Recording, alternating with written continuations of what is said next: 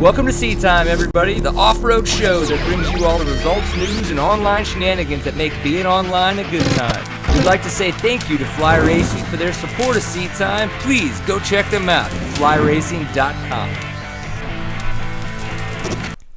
Welcome to Seat Time, everybody. Brian Pierce here for your host this fine Tuesday evening. It is episode 169. Super excited to be here.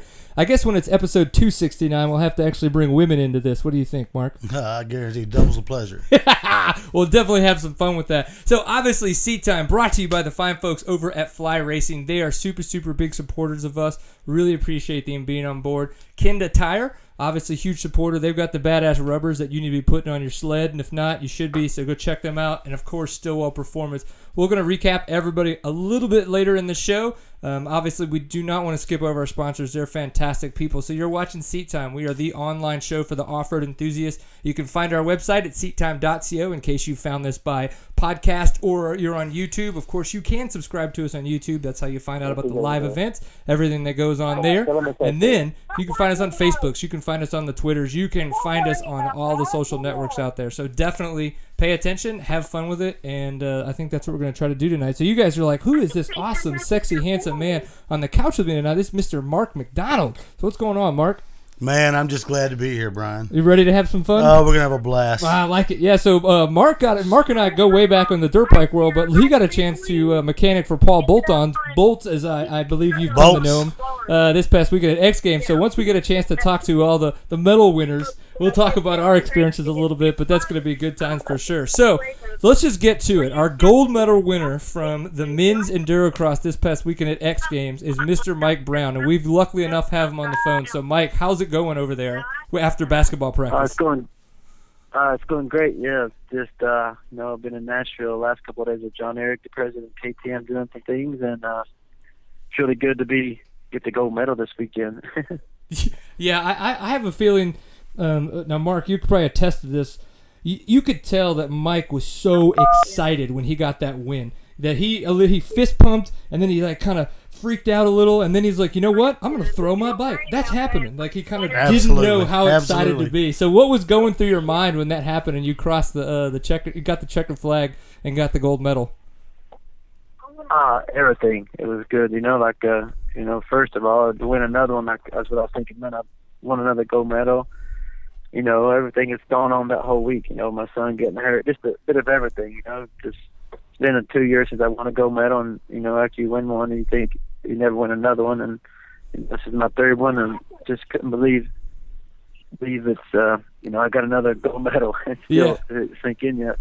Do you know, is there any competitor out there in the X Games, in Endurocross kind of specifically, obviously I think in the X Games it would be, that you might be twice their age?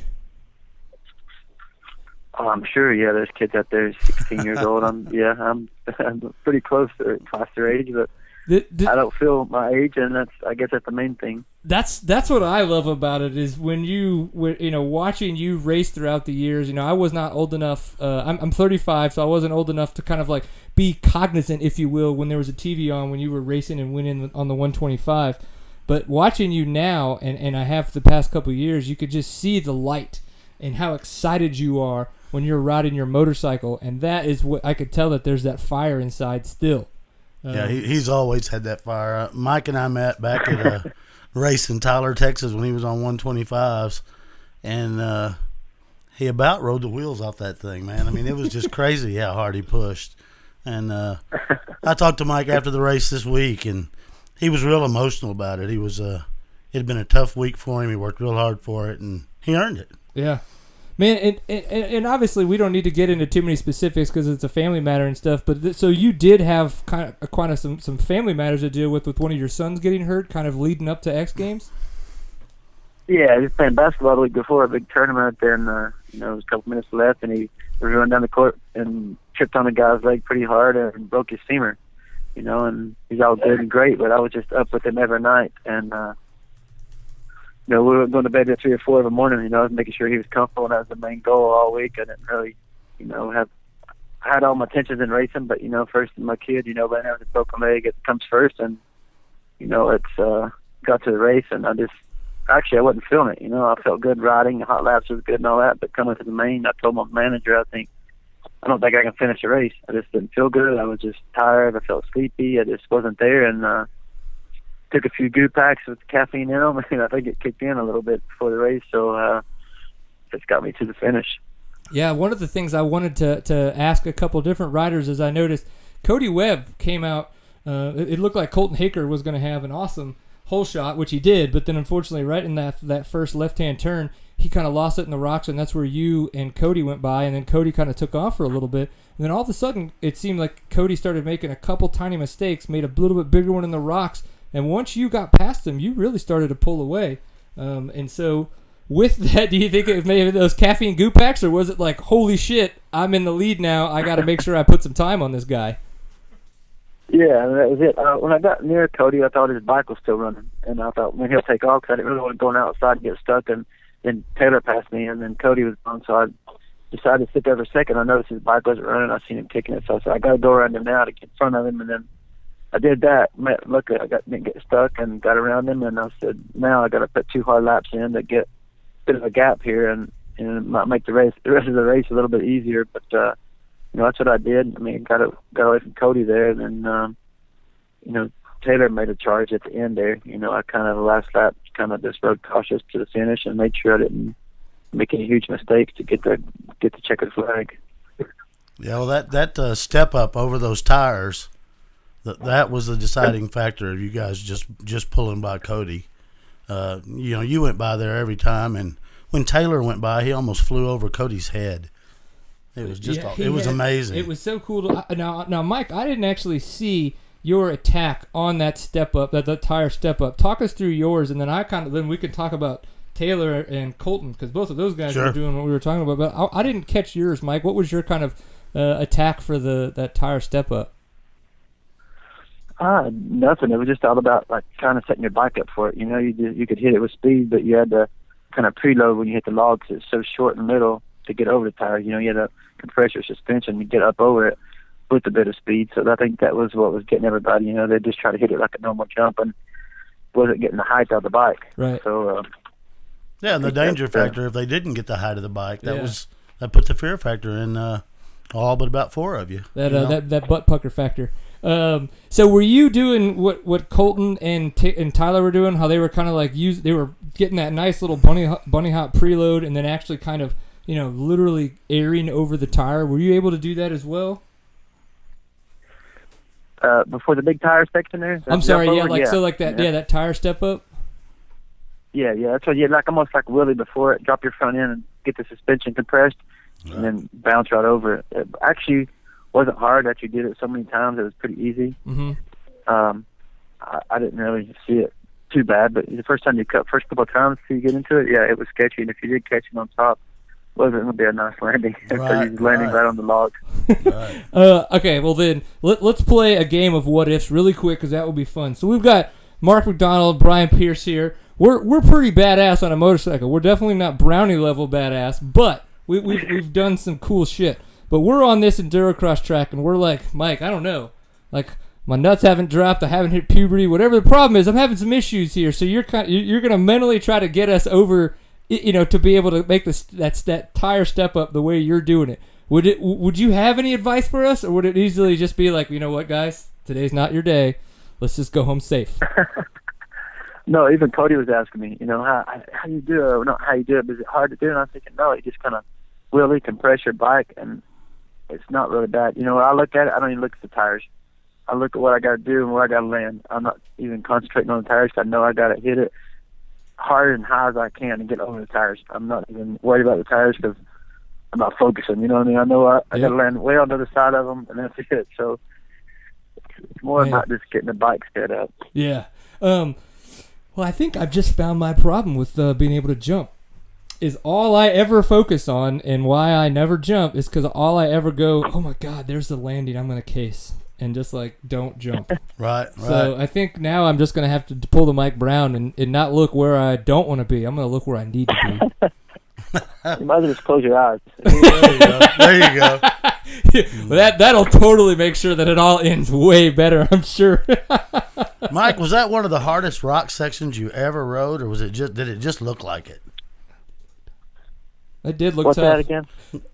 Go ahead, bro. He was saying the rock section that they had out there, you kind of take that left, go into it, it opened up a little bit, but they cut that divot into it throughout the day. And then you kind of take the left. He said it looked pretty tough. Yeah, it was. Like it caught us off guard too, because we didn't really know they did that. You come out for, I think it was the second practice, or maybe even the heat race, and they cut it in there. It was, especially the heat race where the rain came, kind of come before 5 minutes before. No, it rained probably 5 minutes before our heat race, and pretty good in that heat race. It was really slippery. The track was actually good.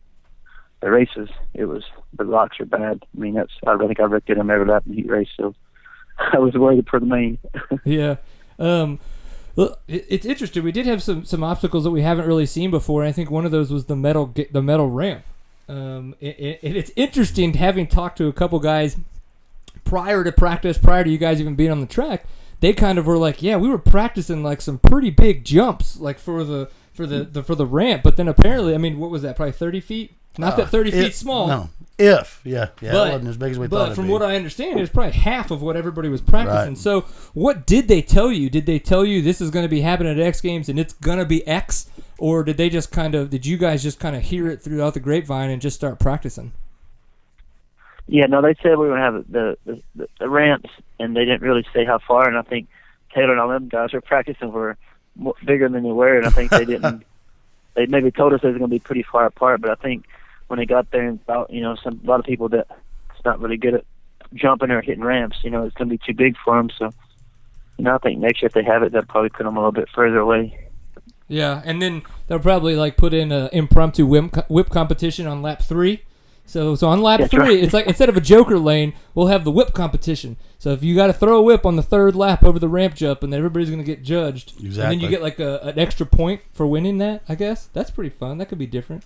Maybe we'll do that in Supercross too. They're always looking for changes, right? That's a good one right there. I think they should put a joker lane in a Supercross with Endurocross. That'd be nice. Ooh. That would be nice, actually. That's a good idea. Matrix at Rocks or something like that would be changed up a little bit. Yeah. Or too, joker lane for Endurocross, that's would it be so if we were doing an Endurocross like that where they had this one section that you had to hit once, would it be super fast so it's an advantage, or would it be crazy gnarly so it's it's almost one or two guys at a time, because it's you would be, I think, tougher. What do you think, Mike? I think that, for them, for me, it may make it faster, but I think what the whole purpose would be extreme rocks or something like Erzberg kind of style. But yeah, right. We're gonna build. I think they started that this year. They started a lot of that this year at the beginning. Not the beginning. Last year they had a lot of single lanes for the pro guys, and then the amateurs did different lanes, and some of those sections are really hard. So I think. But it cuts off the track for us. It makes it shorter, and it makes it shorter for the other guys riding it too. So I think they cut that out this year a little bit. Yeah, we noticed that. I think it was. I've seen that a couple times. Yeah, well, they'll have kind of an amateur line on the right side of a section, and then they'll pile more rocks on the left side, so that you guys will kind of hit more of the rocks on the left and stuff. Yeah, it's interesting. Yeah. You could tell that they are playing with the format, and I think that's the biggest thing that we keep hearing about Supercross, and some maybe even motocross sometimes, is that it might be getting either stale or just kind of it's not evolving with the times. But since we're an off-road show, we'll let the guys who actually race that kind of stuff, or even know how to talk about it, discuss their greatness. Yeah, well, Mike, a lot of the riders were telling me that they thought it was the fastest endurocross track they'd ever ridden. Most of them are tighter and not as fast. Did that work to your advantage since you're so fast of a motocross rider? For this weekend, this X Games, yes, it was fast, but I think it still had this technical sections. I mean, and for me, being fast, I think that's where I was better. Not better, but that's where I got my speed. And I think the jumps, Cody rode good, the other guys rode good, but the double, triple that we hit every once in a while, and then for sure the tire jump. I think that's what you could see when Taylor was beside Cody. That's where he passed him. It was pretty big, not a big difference, half second, a second maybe, but that's enough. That was. Enough, yeah, and that's about what I was getting on in the lap, and that's how I kind of pulled away from him. Other than that, the rest of the track, he wasn't losing on us, and I mean, he's riding good on the fast stuff now, and same as like Taddy. He switched all the way over to more motocross, supercross style than he did enduro now. Right. And you can see that when he left here, he was more of a motive guy than enduro cross. Yeah, no, and it's cool that Taddy, and I know Taddy didn't want to, it seemed like he didn't want to stay in the States anyway. He'd kind of done his time over here and go back, and then go back to Erzberg, and then all the fun stuff that's gone over there. So have you done Erzberg before? And if not, is that something that you foresee in your future? Well, I don't know. I'd love to do it. I would love just to say I've done it, try it, and all that. But it seems like every race I've been doing something and always gone somewhere. So yeah, I really thought all of a sudden, Creek. I thought he was going to say hell no. All of a sudden he's like hell no. I'd be like, that's what I would say. Speaking of Muddy Creek, did you enjoy yourself out motocrossing?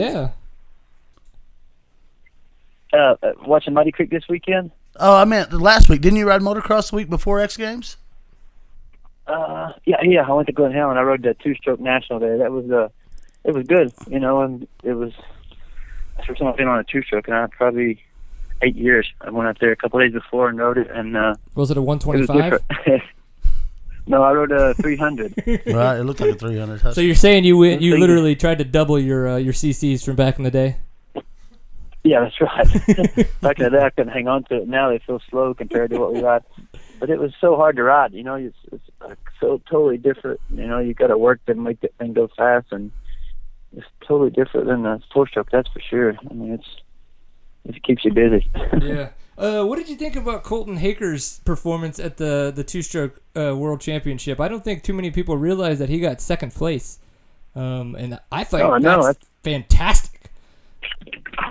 I mean, we know you guys are fast racers and you guys are great riders and stuff like that, but a lot of times, people just go, oh, off-road guys can't compete in motocross, which they can be competitive, but they would never kind of be one of those top guys. And granted, still, you're not going to have the Ryan Dungeys and guys out at the two-stroke World Championships, but I think you're always going to have a good caliber, especially at Glen Helen, with such a local track to so many guys. So Colton Haker's performance out there was I thought was fantastic.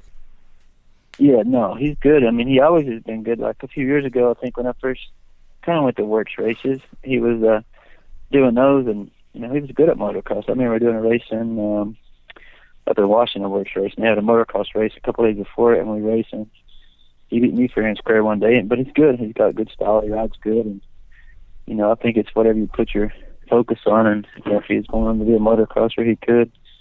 Right. It's just he's got to do it a lot. Yeah. So we had a couple questions from the chat room. Somebody wanted to know a little bit about your racing kind of, what was it, in the Worlds. It's some of the GPs that you did, I think around like 2007 on the 125s over there. And they were talking about how fast you were going and how badass you looked and stuff. So they just kind of wanted to know a little bit about how that experience was for you over there. Oh, it's good. I mean, I think going over and racing, in my career early on was probably one of the best things I could do. I went over there and I grew up quick. Being over there, you learn everything. You got to live on your own. You got to fight for yourself. And the main thing was just riding the tracks. It's totally different over there, and it's just learning how to ride the tracks and training and riding, and it just helped me more than anything. That. And when I came back and lived with Ricky for a few years, it's good. I mean, back when me and Grant and Estrada came back, racing that one year, 2001. I mean, you could tell the difference. The corner speed was the biggest thing I learned when I was over there. Yeah. It seems that the MX Nationals have gotten a little bit rougher this year for the better. I think it's created fantastic racing. And unfortunately, Tomac going down, at Lakewood, but we all kind of thought it was coming, and it came, and there it is. But do you think that the way that they're doing that, trying to keep them a little bit more natural and a little bit rougher like that, is because of the fact that of the GPs and how we've kind of done at like the Des Nations, and how we're kind of not acclimated maybe as much to those rougher tracks? For sure. I mean, over there you get there on Friday. You get so much riding over there during the race weekend. You get 2 40-minute practices now, and then you get a 25-minute race. It's just a lot of riding on the track, and they don't touch it from day one till you first get on track and off. And over here you start out with a smooth track on Sunday morning, but they are getting rougher. I mean, I think that's good to keep them like that. But over there, I mean, you get to the end of Sunday and it's just holes everywhere, and they don't touch it, and they just pour the water on it, and it's slippery, and it's a totally different style of riding. And I mean, you could probably see that by watching. It's awesome. Yeah, it's awesome. It's not the same. It scares me even more now, just the way that you talk about it like that. Because I always was like, "Oh, that's really rough," but the way you're talking about it just makes me visualize it a little bit more. Right. And I think I'm scared. I mean, obviously, I'm no motocross racer and don't ever plan to be, and that's fine. I'm gonna go around and not jump on motocross tracks, but watching the GPs and the designations, you want to see. Our guys kind of do really well, so obviously we need Tomac to heal up and get back over there. That's right. Yeah, sure. Before we let you go, I wanted to chat a little bit. A good friend of mine, Greg Hammond over at Concept 2, been a big supporter of Seat Time kind of since the beginning. Him and I were chatting that you were going to come on, and he pointed out to me that you had actually started kind of getting into CrossFit a little bit, and how much that's kind of kicked your butt and changed your training, I guess, a little bit. So I was hoping you could kind of take us through that journey. And how CrossFit has either helped change the way you look at your perspective on the way that you train, or good, bad, or indifferent for CrossFitting and dirt bike racers. I mean, CrossFit's awesome. I started about probably a year ago, and when I was living in Europe in 1998, it was big over there then, and I didn't know what it was. I just went to, they call it circuit training, but it was the same thing as CrossFit kind of. I did that for 2 years when I was over there, and then I came back and started living here, and it kind of went away from it. And then, so I started back a year ago, and it's just fun. You're doing it with a bunch of guys, and it's helped me more than anything. Like this year, being strong, riding, and like picking your bike up off the rocks, trying to wheeling around the corners in the rocks. It's just all around fitness. I mean, you can go, you get your cardio, you can get your rowing, you do everything. I mean, it's 1 hour you can get more than you need, really. And like I said, the main thing is you're with a bunch of guys or whoever working out, and it's just a good time. It goes by quick, and for sure you'll feel it. Like I said, the first week I did it 4 days straight and thought I was the man, and then 2 weeks after that I could hardly walk, and and then I appreciated it for sure. It's like I said, it's good fun, and if you're having fun, it's easy. It's not work. And anybody that knows Mike Brown knows he's in shape. Yeah. And if he says it's fun, nobody else is going to think it's fun. Right. We all know that looking at Mike Brown, there's got to be a little bit of sadisticness just creeping around in there. But he hides it well, and then he brings it out when he needs it. Yeah. He shaves his head, though, to let it to the surface better. I think inside that helmet. Well, cool. Well, so what's coming up next for you then? Any more GNCCs maybe in the future? I know we got snowshoe coming up, and then obviously a little bit more later in the year, and then you're going to have endurocross throughout the rest of the season. So just endurocross, or is there a little bit more coming up? No, I'm off to California morning for the last dog standing. I'm doing that this weekend. Well, hell yeah! Awesome. Good luck to you. After we get that, I'm gonna do snowshoe. I'm going to there too, do that race, and then. Oh, for sure after that. I think they're having an extreme race up in Pennsylvania somewhere on July the 4th or 5th or 6th, something like that. Yeah, that's the Tough as Roar. We had those guys on last week actually talking with them about that event. Yeah, no, that'll be fun. There's like a $10,000 purse for that event. Yeah, that's right. Yeah, I think I might try that race. That's why he's going. Yeah, hell yeah, there is. Duh. Yeah. Hell, you could take me as your pit bitch and still give me like $100. When you win, obviously. I'll need all the help I can. Yeah, me, I'm a good motivator. I don't need to be a good rider, but I will hold a beer and yell at you like nobody's bitch, or like everybody's bitch. I don't know. Guess we'll figure it out. But that's awesome. Holy crap, you got a hell of a schedule coming up. Yeah, and then July, I think 10th, I'm doing the Ricky Carmichael at Muddy Creek here with him at school. He's doing a camp, and I'm doing that with him there. And then a couple of days after that, I'll leave for Columbia, South America, to do a school down there for a week, and I can't really think.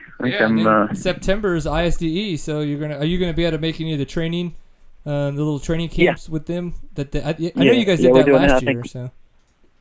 I think it's right after snowshoe. We go from there to do the training for a couple of days. Yeah, in Ohio, and then back home.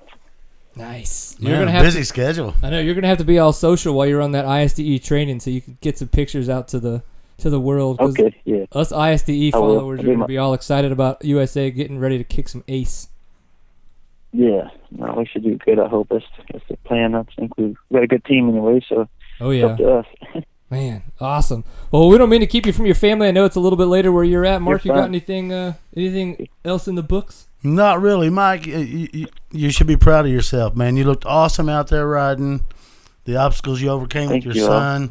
I hope he heals quick. And, man, Yeah. the best of luck to you, dude. Yeah, no. And Thank you all very much. Yeah, it's been a struggle sometimes, getting connected, but I'm so glad. Third time's the charm. I'm so glad that we finally were able to get you on the show. I'm glad that I was there. Too bad that my media pass couldn't get me close enough to get any pictures of you getting your medal, but that's okay. Other people better than me and cooler than me anyway got them, and that's what matters. So that's okay in my book. So Well, congratulations, thanks, dude. you, Mark. I appreciate having me on there. Yeah, absolutely, man. Well, How does that gold medal feel, Ooh, man? is it heavy? Yeah. It's good. The kids just probably already lost it. They got it as soon as they got home. I had a great comment, but he just talked about his kids, and I'm not going to say it after that comment. Awesome. Thanks, Mike. Yeah, dude, You're we really welcome, guys. appreciate you Have a being good on the night. show. Have fun out there. Yeah, take care of your boys. You too. Thank you. Later. Heck yeah. Okay, bye. I've always wondered. It's like you talk to Mike Brown every now and again, but it's during or after a race, so he's always kind of business. Right, He's focused. No, he is. He's real and focused. so I've always wondered if I could catch him, not in that kind of race scene, what he would be like. And right there, talking to him is way more laid back Oh, absolutely. than I think I've ever seen him before. In But his again, own element. He's Right. not surrounded by right? people that are trying to bug him. You Yeah, know? but we're just trying to bug him. That's But right. Just a different That's what type we of do. bug. That's right. Speaking of that, we should have a beer. In my new Yeti cup, I must promote. I know, Keeps that's beer crazy. much colder. I didn't know that they had those things, but they do. Speaking of promoting, so Seat Time is presented to you by Fly Racing. So flyracing.com is where you can go learn more about those guys. As we are learning here in Texas, it's getting hot, folks. I think we almost hit 100 degrees today. Time for some mesh gear. No, time for some of that kinetic mesh gear. So flyracing.com. And we talked about it last week.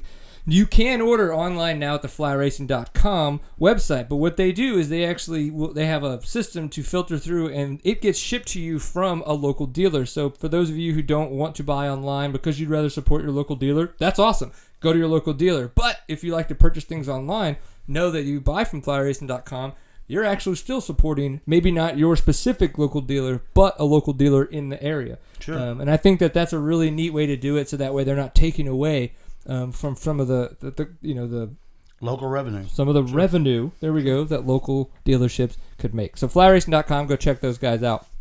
Of course, Kenda Tire USA. They make the rubbers that sticky's nice. What I like about these guys is that they're trying to innovate. They've been known as kind of what's like an entry level brand for a long time. And I just don't think they're that anymore. You can tell that they've put a lot of time, a lot of R&D, and a lot of effort into raising awareness about the brand and what they've been doing with the tires that they're putting out, and especially in the off-road and kind of this extreme market that's kind of come about with endurocross and all these hard enduros. Absolutely. And these hybrid tires are really, really neat. I haven't had a chance to ride one. I've ridden some of their gummy tires at the TKO last year, and those worked fantastic. Really enjoyed those. We're going to be running those again this year at the TKO in August. Maybe I might even throw, if I can get one of those equilibriums on there, I might just run that in the back just to test it, see how it works out, if I can get a hold of one. But Sure. I love the names of their tires, too. yeah, it's All always of 'em, it's always you know? more fun than, this was my Dunlop 7X2754 Z54. Yeah, exactly. So we have more fun. We name it after shit that makes sense. You know what I'm saying? So definitely go check those guys out. And, of course, Stillwell Performance, so stillwellperformance.com. If you race or ride off-road and you feel like, oh, man, I don't know if my suspension's set up right. I don't really know. Should I have my suspension done? Definitely check out stillwellperformance.com. Alan Stillwell has been on the show a bunch of times and talks about all the awesome things that he can do to make your motorcycle ride better and your suspension react better. As I say, you don't have to go there and just start buying things. Best thing to do, send them an email. Tell them you heard about us on the show. Get you a little bit of a discount. And then you can start having that interaction with him. And he'll explain why he knows what to do for your bike way better than I can do that for him. So stillwellperformance.com. Obviously, we really appreciate all of those sponsors for their support. And as we go from one gold medal winner to our women's silver medal winner, Mrs. Tarah Gieger. I don't even know what's happening anymore. This Bud Light, man. These 6% Bud Lights. Woo, boy, they're kicking in. I'm telling you. Yeah. So Tara, what is going on? How is your evening, madam? Hi, Tara. I'm wishing I was on your guys' level right now. Actually. Man, we're professionals. You don't know. Can you handle this? This is a bunch of awesome over here. I don't think so. It's just way too much cool happening. I'm just here all lonely in my living room. Well, we're just. Oh, next time we'll fly you in. Yeah. Wait a minute. Are you flying her in? Hell yeah. We have a budget, but I promise you, it is half the size of a shoestring. I get it. So, I think we'll continue to Skype you in until Mark funds up the funds. Puts up the funds. We'll go with that. So, before we get sidetracked and start talking about you being nude in 2013 and all those awesome magazines, let's talk about the racing this past weekend at X Games. Holy crap, you looked fantastic on that motorcycle. I have to say, before we even get anywhere, I think this looked like your most aggressive race in a Durocross. Very little mistakes, if any. Just a couple times, unfortunately, Leia was there to be able to make the move on you to get around. But hey, holy shit, you were riding awesome. Yeah, thank you guys. Yeah, I felt good. That's probably, you're right in saying my best race. It was the first one I actually came off the track and wasn't pissed off at myself and wondering why the heck I'm riding in Durocross. I want to be back on the MX, man. But you were the first one to jump the triple. Everybody worried about that triple. I was the only one of the girls, and I was probably only like the 7th person out there actually that jumped it. It's pretty funny seeing the guys that were eyeing it up, and then I tucked it, and they kind of were like, okay. Well, my buddy Bolt's never jumped it, man, so you had it on him. Yeah, I don't know, it was fun. I definitely was making up time there. Oh, yeah. But unfortunately, it poured rain. It was some freak Texas rainstorm right before the start of the event. That's not freak. That's normal. It was too sketchy for me in the final. Yeah, it's funny. I was actually up on the tower, and Auntie and Timmy were up there, and you hit it, the triple, and you hit it, and he kind of goes, wait a minute. You could feel him eyes zone in on you. And so he watched you come around again, and you hit it a second time. He hit it a third time, and after that, he picked up his little radio and goes, no pressure, but when Casey gets off the track, let her know that Tara's hitting the triple. That's right. So it was immediate. It was just okay, if she feels like she could hit it, she should hit it. I thought that was crazy. I actually came in from that first practice, and the first time I jumped the double, I just landed, I faced the third one. And up until that point, everybody that walked the track were like, oh, there's no way you're going to be able to triple because it looked way too big. And I came in, I was like, you can triple it. And I think Rookstool was the first one to go for it. He was, yep. Then Brownie sent it and Taylor. And once I saw Cody do it, I was like, all right. Cody's a child to jump in. It's funny. But you're right. I mean, I get what you're saying. Yeah. Yeah, no, it was awesome. So we were talking with Mike Brown a little bit, and Mark and I have discussed as well that it seemed like the X Games Endurocross tracks are always a little bit faster. And that's kind of what you come into when you're at X Games. We know that the Endurocross tracks are going to be a tad bit less technical, a little bit faster, probably a little bit jumpier. So having said that, though, what parts of the tracks for you were awesome? Maybe it's the triple. And then what parts for you were the technical bits that did give you a lot of trouble that kind of choked you up a little bit? Honestly, the only part I had trouble with was getting up over that tire from that little single thing. That was probably the hardest part. I couldn't keep my feet on the pegs, and that was kind of frustrating. But no, actually, I didn't have any trouble with any parts of it. I felt really comfortable all day, and I don't think I got stuck once. Maybe just that one time in the rocks went on the last lap. Other than that, well, I guess when I tried to wheelie up that tire and fell backwards off it in practice. I mean, there's always that. So we just talking with Mike Brown, I was like, okay, so Mark and I are going to sack up, and we're going to try to hit this step-up tire thing. And could you give us some advice? And so he's like, yeah, you kind of wheelie a little so that you could put your front tire down right into the face of the little lip so that way you could compress your suspension and use that to kind of help loft you up more than straight out. And I was like, okay, so that's all it takes. Right. Got it. So now that we've told you that, do you think you could go out there and do it again? I mean, that's the one thing I really wanted to do, but now hearing the explanation, I would definitely say, no, I cannot do that. I love it. I love it. Is that not the sketchiest shit ever? So you got a wheelie, pick the front end up and put it down kind of like right into the face so that it compresses your suspension. So that way when you're coming up, it's going out. I'm like, oh, mm-mm. And then you're going to flat land 20 feet down after going 15 feet in the air. It worked for him and Taylor, though. It got him medals. Oh, my Man, gosh. It looks awesome. Yeah, so, yeah, it was pretty wicked. We had a good time with it. Did we lose her, or is it just, did it go somewhere? That was interesting. Was it the fly? Oh, that was the weirdest thing. So you know how on a Mac you can swipe the little keypad and it like moves the screen? Well, all of a sudden, that's what she did on the computer. She just went, shriek. We're like, whoa, where'd she go? And then a fly got up and took off. So a fly is now running the show. Guys, Steven's out. We have a fly as our producer. This is interesting, and it's probably going to go downhill from here. The good thing, flies can see everything. That's true. They've got I see a whole lot of you. Crazy, a whole lot of things. Crazy eyes. It's always a good time. But yeah, the endurocross tracks at X Games they're rad. I love them. I think it's a cool concept. Get out of the arenas and you don't put an arena track on in the stadiums. You build something bigger. I think it's really cool. It'd be awesome to have a series of events like that in stadiums, and hopefully that's where endurocross can grow to. I think Absolutely. Yeah, absolutely. We were another thing. God, I'm just bringing up everything we talked about with Mr. Mike Brown.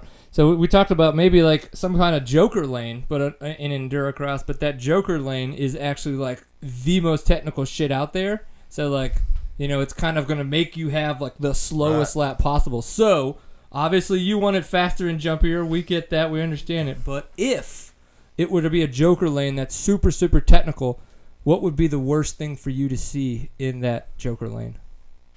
Oh, I don't know. I mean, I feel like we've had stuff like that on parts of tracks before. You're like, it's that left-hand turn right there in the track. Probably any one of the sections at Colton Haker's house would be a joker lane. Is it really that tough out there? Yeah, it's brutal. Wow. So why haven't you done a 360? I mean, I just feel like that's got you written all over it. No, I'm not a trickster. I'm not a hot dogger. I go fast. I like it. Well, I don't know. Hanging around Colton, I figure you got to let your crazy flag fly a little bit, right? Normally he does that stuff after I've already put my motos in and left for the day. That's probably for the better. We don't need you trying anything crazy, Tara. That's right. I'm good. and Colton's so mellow. You would never know he's got that aggression in him. Never. I don't have that. I don't have any of it. I don't have the talent. I don't have the balls, nor the aggression. It all just comes out when I drink, and then I just lose pieces of clothing. What the hell goes on? I've seen you. I've been there. I've seen you. Yep, I know. It's unfortunate. But the good thing is, Tara, that you guys haven't had to put up with Handsy Brian. I'm very respectful to a degree when I'm around extremely professional women. Jenna, I apologize. He's apologizing to my wife. But Tara, I'll tell you this. Other than my wife, you're like the coolest girl in the world. I've always thought so. Haven't I, baby? Yes. If there was ever somebody that I'd let be in the bed, that's what you would say to your wife. Me? Sorry, Or my wife? Or Tara? It's not coming from me. It's awkward. So those are some strong beers there, I think.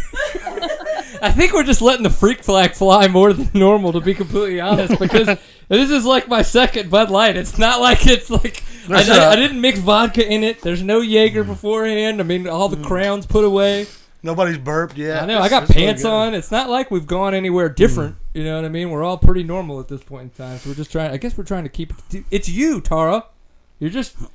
You're emitting your greatness across the screen. I exude weirdness. Brings the weirdness out of people. We'll go with it. I love it. So you've done X Games quite a few times. You've competed at a couple different kinds of events. What have you thought about it being in Austin? I've loved it, obviously, because for me it's a 3.5 hour drive. I can bring the family down. I get a chance to, luckily because of seat time, get a media pass and cover the events. But, for somebody like you as an athlete that's kind of traveled the world to these different types of X Game events, I wanted to know what you thought, what you've been thinking of Austin. Last year Austin was kind of weird because it was the first time I was out of LA, and it was after we had done all those global rounds. And, I feel like everybody got to Austin was kind of let down because of, it was really hot. Stuff was kind of spread out. The wind affected a lot of the events. But I feel like this year people came in and they knew what to expect, and they came in a lot more open-minded and ready. And it just didn't seem like there was that vibe of disappointment this year like there was kind of last year. And I enjoyed it. I, explored downtown more. I went to the Step Up event down there. And, I think the whole thing, I had a lot more fun. It seemed like it was kind of a consensus, that feeling, everybody was a lot happier this year than last year. So, I don't know. It was, besides the heat, that was brutal, but it was miserable. Fun. Yeah. I was able to figure it out more, and it was a great event this year. Yeah, I had that 100 yards that they moved the track made such a big difference because so the endurocross track, if you guys watched it on TV, obviously you could probably tell the layout looked a little bit different. They moved it to corner 15, and I believe it was corner 12 before that. So, but the thing is what that did is that allowed people to take 300 yards less walking. It was a lot easier for us to get to it from all the media stuff. I imagine walking around trying to get to it we were a little bit further from the pits, I think, but still, that's okay. That can be handled because you guys are on motorcycles, so but I thought they did a great job moving it. If they have it same setup for next year, I would be super stoked on it because we were a lot closer to everything else. The only thing that does suck is exactly what you were talking about with everything being so spread out. And in that, I'm thinking that you're referring to the fact that on COTA is badass, the Circuit of the Americas, but it's way the F over here, 20 minutes if you're speeding from downtown Austin, which is where I think a lot of the athletes stay. And then obviously there's 6th Street. That's where the livelihood of Austin really is kind of, even though there's more to do outside of the downtown, that's kind of like where you can walk from your hotel and not have to take cabs and all that kinds of crap. And that does suck because that's super far. Where do you guys stay as athletes? Do you guys get to stay downtown or you stay closer to the track? Luckily, Red Bull Austin set us all up downtown at the JW, so it was pretty rad. But yeah, it was like 25, 30-minute drive. And of course, I couldn't valet my Sprinter van, so I had to park it down the street. Kind of stressful on Friday night when I couldn't find parking for a bit, but it was all right. I had my little skateboard. I just cruised around town, and parking a few blocks away wasn't a big deal. But yeah, it just took a while to get there. But at least you're not stuck in traffic trying to go 2 miles, Yeah, and I guess that is one of the good things is even because in downtown Austin, oh my gosh, if you're there during kind of typical work hours of coming and going, it is horrible. But I guess, luckily with our events being our events, like I'm a rider, your events being so late in the evening, it's a little bit easier because you guys are getting done so late. What did you think about the medal ceremony being at 10 or 10:30 at night? I think that's pretty common. It's kind of what we always did. They always did it on X Center or something, so they'd always hold us later. But I don't know if they even broadcast that at all. But yeah, it was kind of weird. It kind of sucks because everybody's ready to party and celebrate, but then you have to wait for 3 hours, and then you look around and all your friends are gone and they've already started partying somewhere. Yep, I know because last year I think everybody, even the guys that had medaled, where we were drinking by 9 or 9:30. I think we were all out, or at least by 10. We were all out, and that's what I was hoping to do this year too, is to get everybody together. But then it was once I found out that they were going to be doing an ESPN kind of official super late medal ceremony, I was like, well, F it. I'm going to go home and wait till somebody tells me they're downtown. And then obviously, you guys let us know. And, we did get to go to the Monster Energy party. That was pretty wicked. Does Red Bull do stuff like that? This is my first time ever going to something like that. I don't want to make it sound like that's the norm. So I was literally wide-eyed, oh my God. It's walk in and this music, just free alcohol and people keep going, that's Kesha. And I'm like, you're an idiot. You're just drunk. That's probably not really her. But they kept saying it was. Does Red Bull do stuff like that? Have these big house party type things? Yeah, back when at Global X, they had the after parties at every event, and it was super rad. But they had a party on Sunday, but I left early Sunday morning. I actually didn't make it to the Monster party. I linked up with Taylor Robert and a few other guys, and we just went and found this bar where we inhaled vodka. I don't really know. Awesome. It was terrible. It was literally the most disgusting thing I've ever done. But That's we played life-size Jenga. the vapor shots, right? Yeah. I think I walked in and well, let's not say names. There was a racer that like had this thing in his mouth and pulled out, and I just saw a bunch of smoke. I'm like, what are y'all doing? Like, I don't know what this is. Okay, vapor shots. You didn't miss anything. But then, we did play some awesome games of Jenga. Yes, you guys did.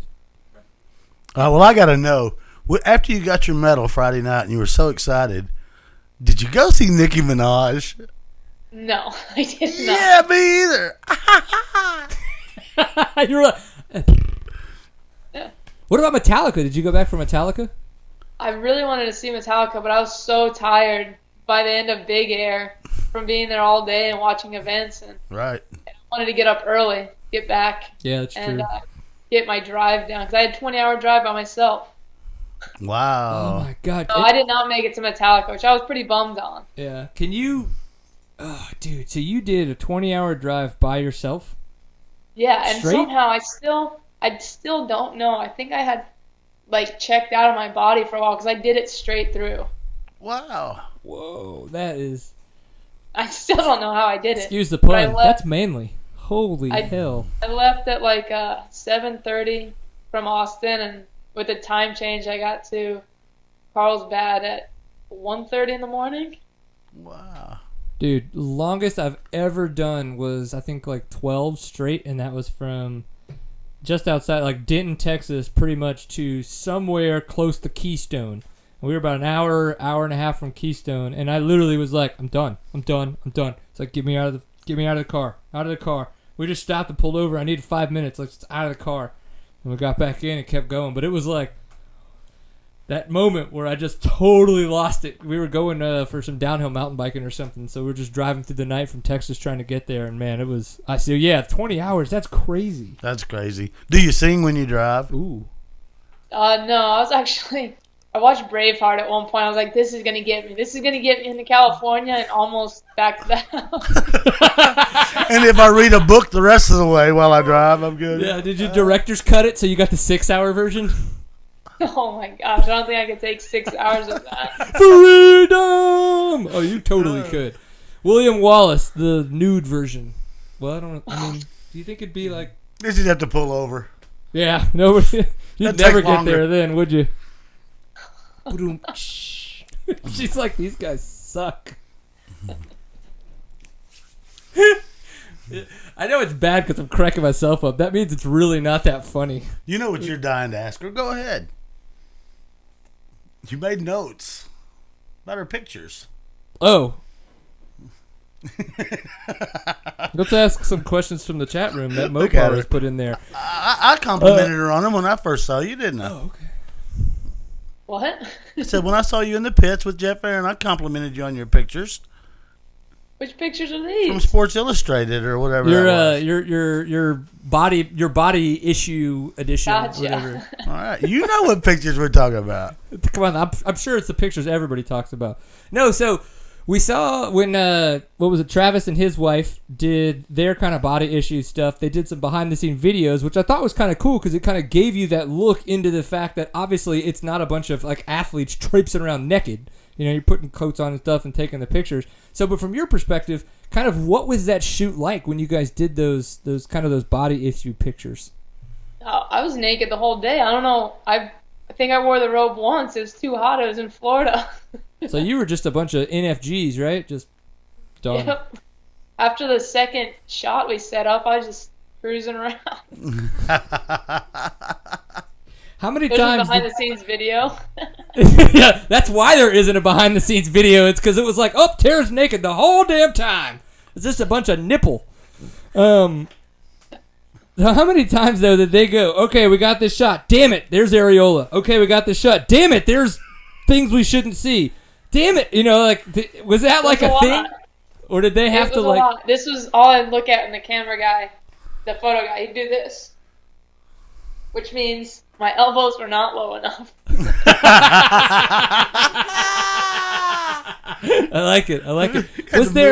Was there any ever issue with lower areas? No, no, because most of the stuff the bike covered that. Okay, I've always wondered because I was like, I mean, in the behind the scenes stuff with Travis, like that's like they could dangle funky and something, like I just figured that would be like, hey, you got, buddy, we need to work on what's hanging out there, like that could be weird. Well, I know that Travis did say it was really cold that day when they did it, so maybe that wasn't a problem. Of course he did. Yeah. But it's cold in Texas awesome. right now. That's because I have a small penis and little testicles. Okay. It's only 140. It's freezing. It's the middle of the summer. Yes. And don't judge me for having hereditary issues. Damn it. Was it fun though? Would you do it again? I mean, it wouldn't be the same experience, I guess, doing it again, because you go into it not knowing what to expect, and you're like, okay, it's time to start, and you just have to take the robe off for the first time. But, I don't regret doing it at all. Maybe if it was different circumstance, a different shoot, I'd do it again. But well, that Seat Time's going to do a Body Issues next year. Right, and I bought a camera. Mark's going to be January. I don't even know how to answer that. I love it. I love it. Mark's he's so egotistical. He wants to be January and February. He's just like, you're putting me in both months, you son of a bitch. And I'm like, it takes that much to cover it. It could be interesting. I'm just saying, I have a camera. Like that's my portfolio. I have a camera. And a bigger lens. You got a big old lens. Oh, yeah. I got to make up for everything with that lens. So, are you planning to race any new types of race series? It's a question from Mopar in the chat room. I don't know. I think I've done a pretty good job this year. I've covered quite a bit. I don't know. I'm actually doing a 10-hour Glen Helen race this weekend. One that starts at midnight, ends at 10, with Preston Campbell, Johnny Campbell's son, and his buddy, which is kind of cool because we're probably about the same size. I think they're like 16, 17. Well, no, that's good. The bike's set up and everything. Always issues with doing team races with the same bike. The bike would probably just catapult me off. So it'll be fun having, to do it. And I've always wanted to kind of do something like that. So we'll see how it goes. You going to ride a 250 or a 450? 250. There you go. Nice. But yeah, other than that, I don't know. I want to do some more work stuff, maybe some Big Six, some West Coast stuff, and I don't know. Maybe I would love to do some more motocross stuff, but I think all the WMX goes back east already, and doing the endurocross stuff and all the projects with Red Bull, I'm kind of based on the West Coast right now, which makes getting back there kind of difficult. Right. Yeah, no, I could see that. I just got a chance to do the Rip to Cabo with Cameron Steele, and that was ridiculously awesome. And Johnny Campbell's typically a very big part of that, but unfortunately he just had his wrist surgery, so he couldn't do the ride with us. Now, I would imagine if you're riding with his son, you probably know Johnny either fairly well or pretty well, or soon will know him pretty well. I think that's something that you should look into. Obviously, the next Rip's going to be April next year, 2016. But it was awesome. I think it was 7 days, 1,600 miles, Baja Peninsula of a bunch of badassery, cool-ass single track, bitchin' dudes. I think they've had a lady go once or twice before, but I don't think it's very common. So somebody like yourself getting in there would obviously be pretty bitchin'. Yeah, I've always wanted to do that. Johnny actually, so that Rip to Cabo or whatever, that's Cameron Steele's, and then Johnny actually has one called Beach Bash, I believe, and that's the end of July, which I'd love to do, but I got the craziest, I don't know what I was thinking when I decided to do this, but I'm doing a paddleboard race that's 32 miles long. Wow. Like a stand-up paddleboard race? Not stand-up, prone, so on my knees or my stomach, paddling with my arms. Oh my God! So it's from an island in the chain of Hawaiian islands called Molokai, paddling to Oahu. Wow. Well, that's why you did it, because you're like, Hawaii, that sounds awesome. And then you're like, wait a minute, this is going to suck.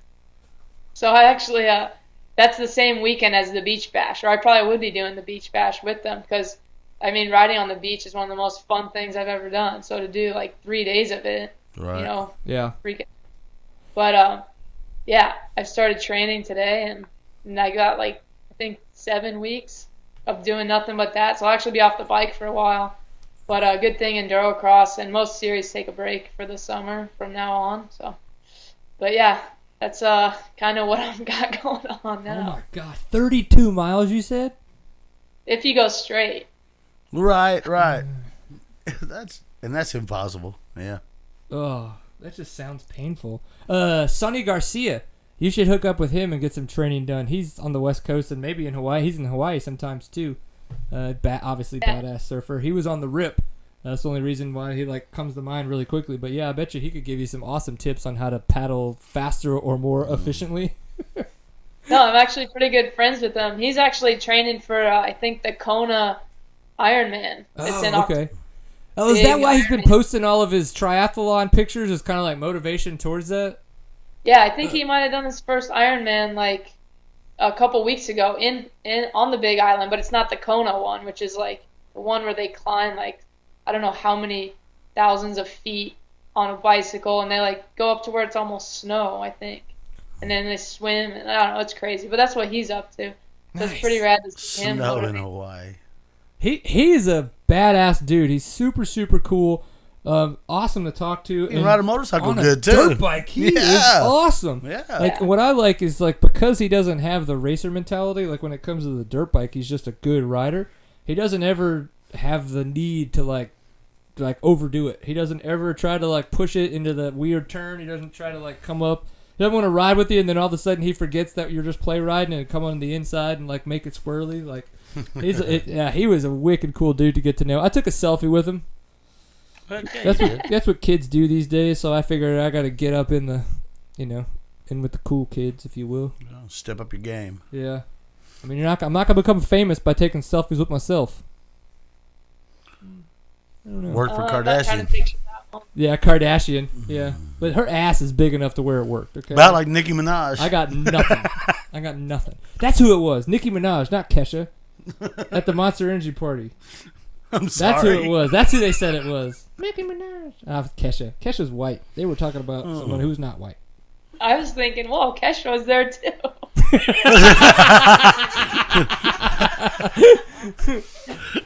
I mean, yeah. Oh, well, I got to tell you, though, I haven't even talked about this. So we show up at this Monster Energy party, and obviously Cameron Steele is kind of my connection in all this. Like, Texan, what are you doing? I'm here. Oh, my God. He's like, you and your wife want to come? Hell yes, fuck. So that's how I got in. This was awesome. And I walk in, he gives us some armbands, give him some big hugs. What's up? Ah! And then I turns around and goes, Brian, this is Jerry McGrath. And I'm like, fuck.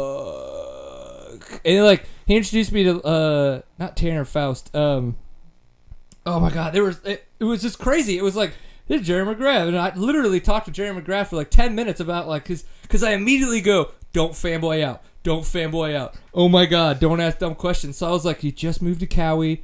I was like, well, how long have you been on Monster Energy? I think he's like 8 years. I was like, well, has that helped your adjustment to Kawasaki? Like, I was just like, ask legitimate questions, you dumbass. Don't ask to take a selfie with Jerry McGrath. I was like, I wanted to like not like totally stargaze, and I think I did a pretty good job. Yeah, you probably did. Instead, you ask him moto questions, which is probably what he did not want to answer. Damn Yeah, it!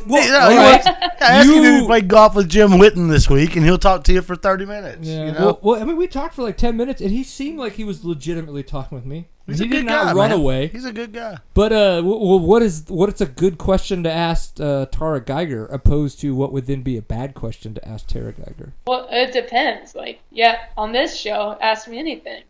But if I'm partying, don't ask me about riding. Exactly.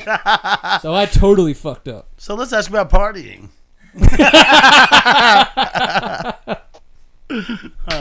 I don't know. Maybe he likes that. I don't know. Tarah Gieger does not. So all you fanboys out there and fan ladies, no riding questions if she's partying. Exactly. I like it. Well, cool. So we know you got some stuff coming up. You're going to have a lot of fun on your motorcycle. Definitely check out the RIP for 2016. Hopefully I can make Beach Bash 2016. I can't make Beach Bash this year. That's when we're doing our seat time ride in Colorado. So that's going to be a lot of fun. We're looking forward to that. But that would be awesome. I would love to chase your dust around. I've done that with Malcolm Smith. I've done that now with Cameron Steele. I could chase the fast guy's dust with the best of them. Sure. Can't ever catch up, but I'll always keep up with the dust. So, At least you know you're not lost if you're doing that. That's true. That's right. Or you're just like, damn it, is this some weird person that I'm now following because I'm that far behind? Let's go with it. Tell me about that fish behind you, Tara. Oh, it's a shark. Well, just Tell us we about the can only shark, see Mark. his butt. We can't see his head because you're in front of it. I was just curious. Did you catch it? No, I think it's braided wood. I see. So yes, I caught it from I the love store it. because I love paid it. for it. I caught That's a great awesome. deal on it at Home Goods. So, Home Goods, you go there often? Only if there's Yes. enough time? Always time. Nobody. Come on. Was it old school where they're like, I don't know That's if Bed they'll Bath be and Talking Beyond. about- I'm old. I made it work. Home Goods, Home Depot. I mean, I really think that we could say that those are interchangeable. Okay.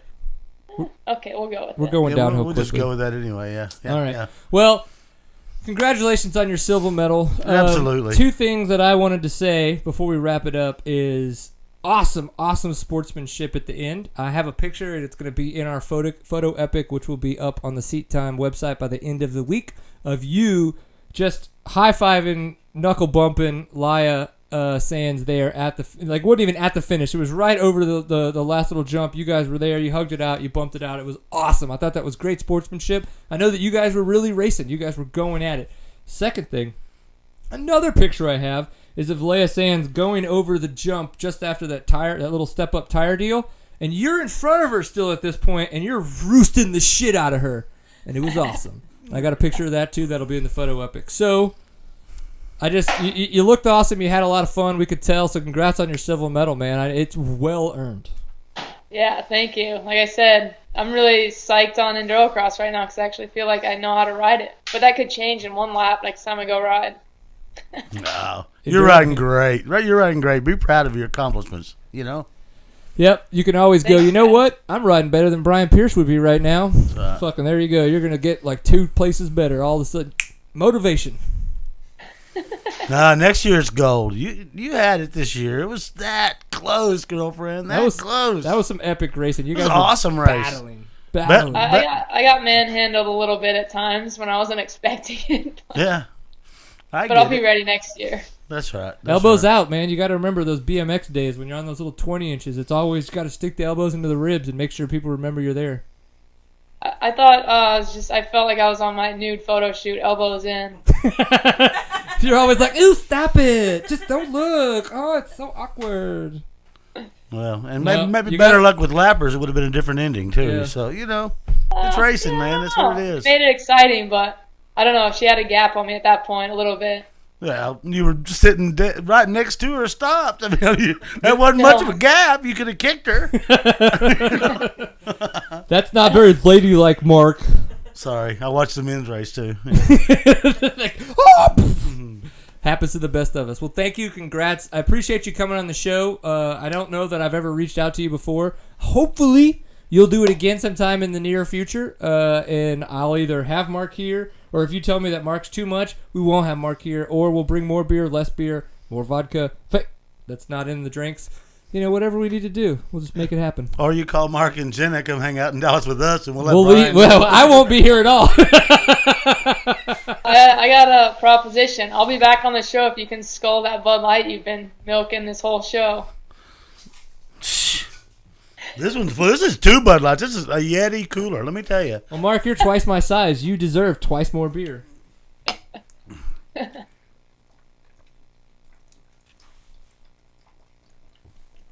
This one had a leak. This had a leak in it. You nailed it. I'm not going to say I did it fast, but at least I did it. I haven't chugged a beer in a long time. Well, I appreciate it. Thanks, guys. Well, That Tara, made my I night. apologize to you that when we saw you at Big Air, that I didn't go buy you a beer. I didn't have a clue you had fun and partied. I thought you were a good girl, and I'm in train mode again. Well, but you weren't at that moment, were you? So It was the day after training mode. right. But again, Well, unfortunately, I made the rule that if you knocked over the Jenga, you had to take a shot of somebody else's choosing, and I got a fireball shot at the end of the night, and it actually kind of ruined me the next day. Just that one shot. I hate fireball. I don't like it either. No, it really does, man. Josh Demuth at the Red Bull thing that we did, he was there, and I walk up. I was like, Josh, what's up? And he goes, oh, here you go. And I'm like, I didn't want. Oh fuck. And it was a damn fireball shot that he was about to take, and I took it, and it was the whole next morning. I was just like, just jacked. There's something in it. Maybe a lot of sugar or something in there that just totally messes with you. Or maybe Josh Demuth had like a fucking fireball with 3 other things in it, because that's another thing Josh Demuth. It could have been a special concoction. If you will. Yes, if you will. I like it. Well, thank you very much. We will not take up any more of your time. We really do appreciate you coming to the show. Great job kicking ass. Next time, we got to have a better after party.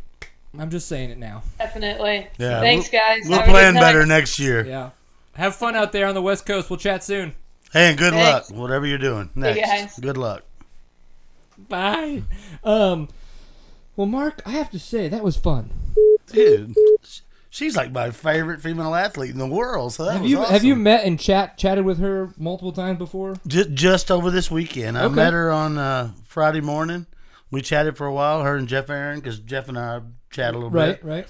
And then we saw her at the Big Air. We were down there with our friends, next to the ramp. She came over and talked to me about her ride and about what happened with Bolts. And, she's just friendly as can be, man. Just That's awesome. Yeah. I think it's one of those deals, just like a Jeremy McGrath. If I hadn't have had 3 or 4 beers and been introduced to him from Cameron, I would have never walked up and been like, hey, I'm Brian. Because at that point, it would have been fanboy. Do you know what I mean? And I feel like a lot of the times with Tarah Gieger and some of these guys, I still kind of get that way. Like, it's just they're much better riders than I am. And I kind of still, in the back of my head, just wish that I could be that much better. And I, not that they're on pedestals, in that sense, but they're just, they're the epitome of the sport. Yeah. I mean, that's what you get. So that's that's cool when it's the other way around sometimes, where you're kind of like, oh, I'm going to go say hi. But then all of a sudden you say hi and they open up and they're totally down to earth, which honestly, 98% of these guys and ladies are that way. Absolutely. We just always kind of, like Mike Brown, kind of maybe catch him in that moment where he's just either A, before the race, so obviously super focused, or B, after the race, where even if he had a great race, he may still just kind of be in that mental mode where it's kind of tough to come down and just be himself. Right. But yeah, no, the times that I've met with Tarah was, the first time was Vegas, 2013, I believe, when we went to Vegas, and it was Jolene Von Voigt, who apparently I freaked out. Go figure, me freak out a woman? Right. Come on now, that's not me. And so like you could tell that Tarah the whole time was kind of like, this guy might be a little weird, but I think she was right. Man, a lot of people think you're a little weird, and you may be, but damn, that's you, dude, and we love it. And then we go have fun with it. So that's all I'm talking about. That's So right. let's really quickly talk about your experience at X Games. I might have some opinions and thoughts and stuff like that, but you got the mechanic for Bolt. So Paul Bolton, a lot of guys know him in the hard enduro world. Badass dude, super cool accent, and I'll just say it, his wife is hot. Fire hot. How Absolutely. was that experience? Man, and the way that whole thing came together, I'm really good for one of my really close friends is James Ellison, who races British Superbike. Okay. And he's actually leading the British Superbike standings during the break right now, so he's kicking butt. Well, he also off-road trains. Well, he's been riding with Bolts. Well, KTM, Auntie couldn't commit to a bike for him to bring to America. So James sent me a message, think you can hook Bolts up with a ride. So I got in touch with Bolts, and he told me he wanted a 300 over there. He rides a 300 XC. Okay. So it really took a whole Texas team to put this thing together. I started, when I was an enduro racer and a cross-country rider, I always rode out of Cycletown South. Right. I called Curtis. The next day, he has me a 300. Oh, that's 2015 300. Then Paul calls me, and he has 2014 forks. The front axles won't work. The wheels, this kind of stuff. So because he brought his suspension over. He brought his suspension with him, exactly, and it was different than what is on the stock bikes. So at that point, I called my buddy Todd Tarver down at SLM and said, "Man, I need an axle and some spacers, wheel set, and I need mooses, and I need a red power valve spring. I mean, he wanted to set it up like his bike there, right?" So we got that stuff together. I got it all put together. You know, I put some nice graphics over the side numbers that were already on the bike. We got ready to go out and ride it to test it. Paul flew in. We put all his stuff on it. We went up to Brian Stories from SMS Racing in Denton, KTM again. Another dealer. We went up there to test on his enduro cross track. Well, we found out real quick that it had a Recluse clutch in it. And Paul doesn't ride with a Recluse, as most of us don't. And I'm going to get some rib over that. But I know he does. That's why I said it. But anyway, so I called Brian over in Denton. We were in Denton. Brian came out, brought us a clutch, and brought us a stock silencer. So now we have his bike exactly like what he rode over there. Wow. Awesome. It took me 3 KTM dealers all working together.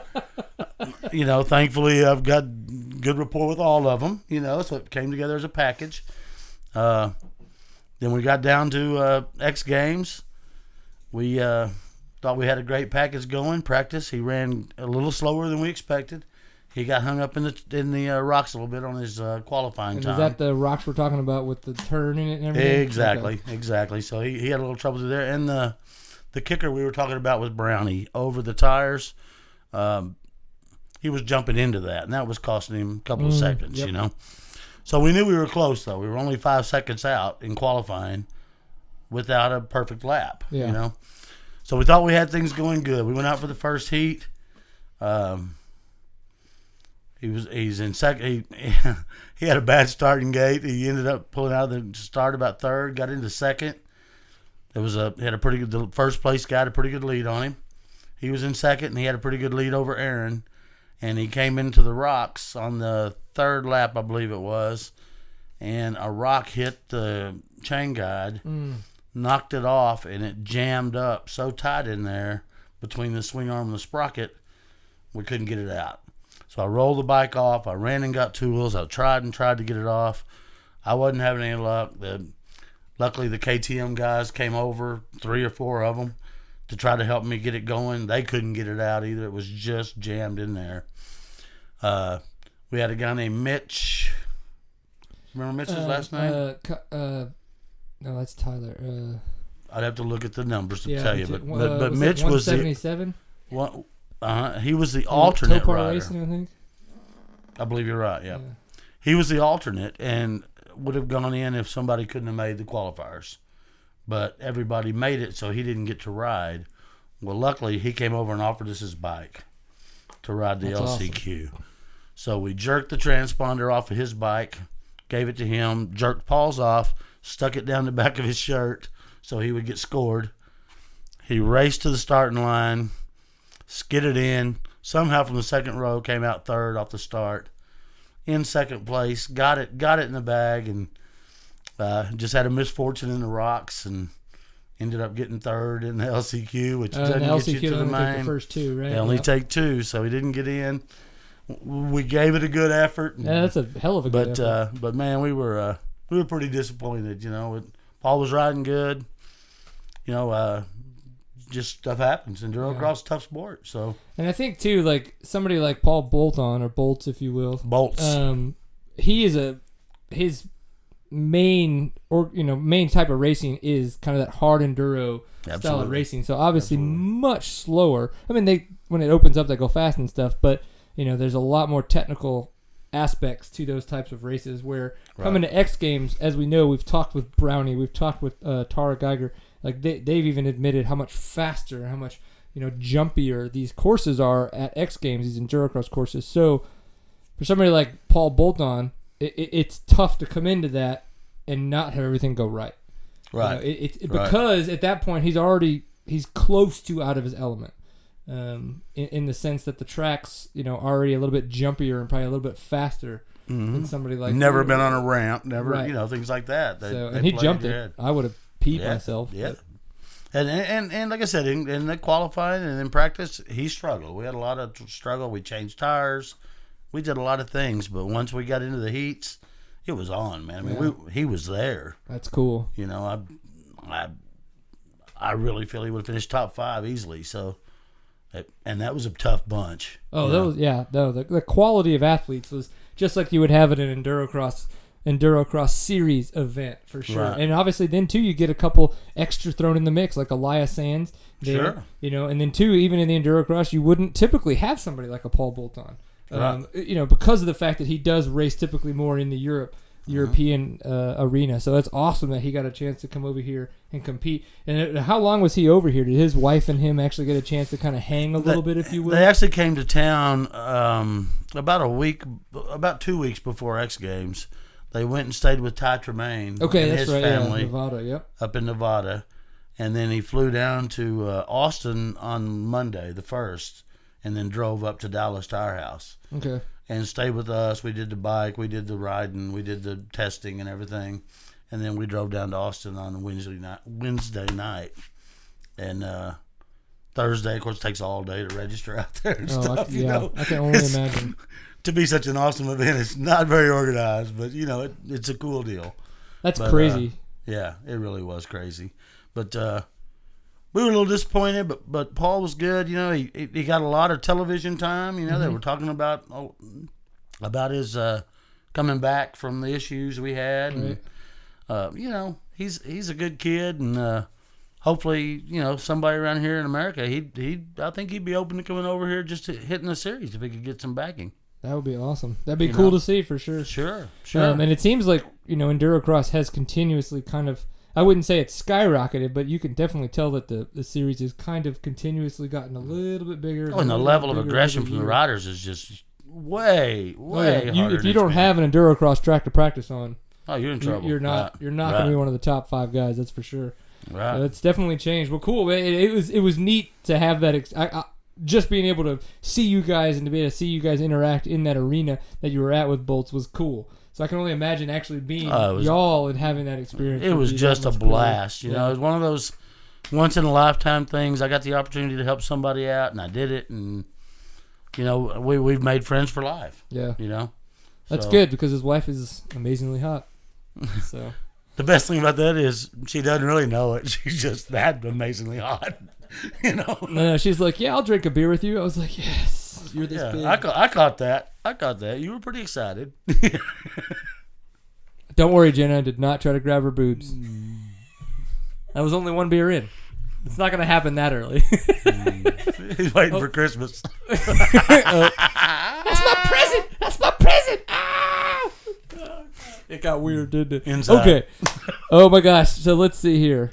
Seat Time needs the push to bring back the Big Sky XC race. I agree. I don't know what time that came through. Let's see if we can push buttons. 11 minutes ago. Man, I bet you nobody's paying attention right now. We've just been yapping our brains off. But, yeah, the Big Sky cross country race actually kind of went away because of the fact that the 2 dudes that were putting it on, that was literally their hobby. They put that event on just because they enjoyed doing it. They loved riding there on the trails, and as it came down to it, life kind of got in the way for them in the sense that both of their jobs kind of started to take more priority. They started to get more, kind of bigger roles, if you will, within their jobs. So, I mean, when it comes down to that, you kind of go, well, this race is fun. We don't really, they literally, I mean, they probably made money, but it wasn't like, right. It wasn't living off of type of money with the families that they had and all that kinds of stuff. And the hours they're putting in. Right. So, that's kind of why I think that doesn't really exist anymore currently. I know that they would love to be able to do it again one day in the future.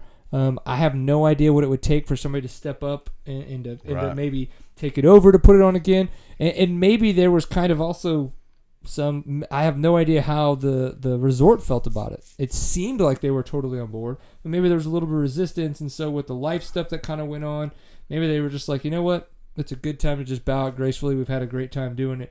I do think, in that statement, though, I do think we need another national championship. Now, is the GNCC series, now that it's an AMA series again, is that an off-road national championship? I don't know.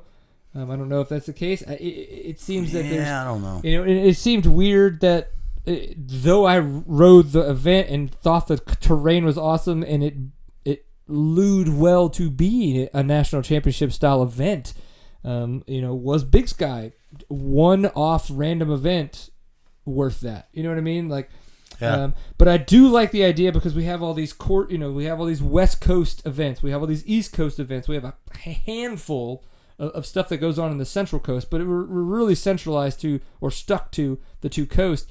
So what that event really tried to do was bring those coasts together to bring all those people in to kind of find that national champion there, and I like that. But if we can't do something like that, what about some form of a point series? It's kind of like if you follow these, you have to do at least one of this event, of each series of these series, one event of each series to get points into some kind of national championship bucket. Right. That's deep thinking, man. Stop it. It's because she made me... Did she say skunk, that beer? Did she say skunk? I think she did. What? I mean, that's why I was like, does she mean chug the beer? Is she cool or what? I'm in. Don't call my wife. Mine's right here. She knows I'm in. Well, I ain't got no pants on for a reason. She's hot. Such a good time. Well, while I got a second here, let me show you my shirt, too. Mark Nemi is a wonderful motorcycle artist.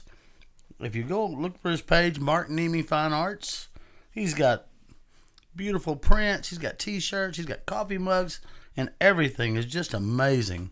He makes all the hand trophies for Colin Edwards Boot Camp, for the Dirt Wars champion, every one. It's luckily I have been lucky enough to get one of those. I have one on my wall at home. But I like how it has a detached reservoir so that you can have more dampening. This one's called Head Shock. I get it. Mm-hmm. I get it. But he's an amazing artist. Everybody check him out on Facebook. Have a good time with the arts. Absolutely. Buy prints. Buy stuff. I like the body pictures the best. What is it?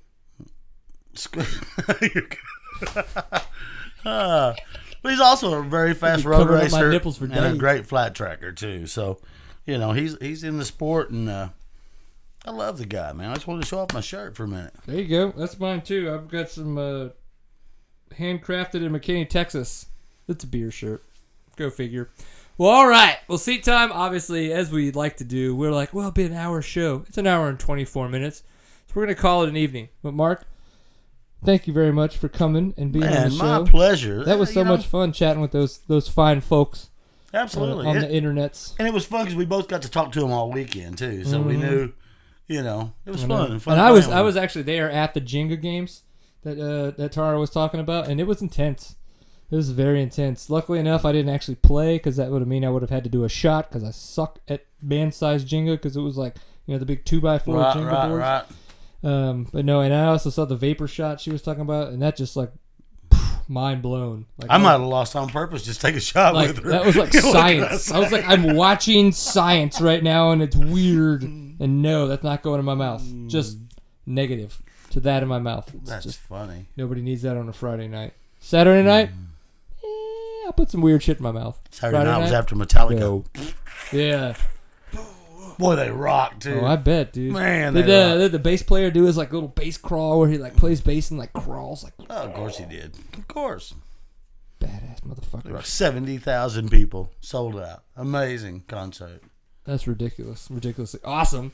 All right, so thank you very much for watching episode 169 of Seat Time. Again, I am Brian Pierce, your host for this fine evening, and then Mr. Mark McDonald over here being our co-host. Appreciate you coming on. X Games was awesome. If anybody is thinking about coming next year, do it. Reach out to us here at Seat Time. Obviously, Mark McDonald might be able to find you a motorcycle. Give me a call, man. We can make shit happen. That's so right. definitely, we're down for a good time. Next year, as it stands, will be the last year on the 3-year contract for X Games being in Austin, Texas. What I do foresee happening is one hell of a blowout from Seat Time. We will either find a way to partner up with some big-ass conglomerate like Monster Energy or Red Bull, make some shit go down, but we want to make sure we have a good time and send everybody off in the proper fashion, and thank them for coming and enjoying a good time in our glorious state. We do have fun here, I think. I think between now and next year's X Games, you should start promoting and selling Seat Time umbrellas. An umbrella was worth its weight in gold out there. It was hotter than it's like hell. It's like Mary just Poppins saying. was down there next to every single rider. Everybody's just like, oh my God, this is so hot. And Except I'm for the dumb guy that had two in his garage and didn't take them. And I'm the guy that forgot his stinking sunscreen, so shut up with your umbrellas. Okay. Gosh, rub it in again. It's a marketing still opportunity, sunburned, man. I'm selling for you. Still sunburned.